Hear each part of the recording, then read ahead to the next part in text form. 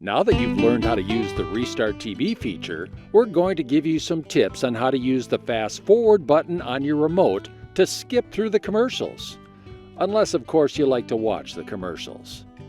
Keep in mind that there are some channels that do not let you skip commercials. However, most do, and we're going to show you how easy it is to do it. After you have restarted a channel or have started a program that you've previously recorded, when that program goes to a commercial break, press the play/pause button on your remote once to pause the program.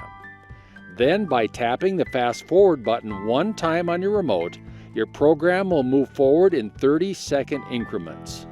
Each thumbnail, as you see here, equals 30 seconds. So if a program commercial break is 4 minutes long, after 8 thumbnails, your program will be back from the commercial break.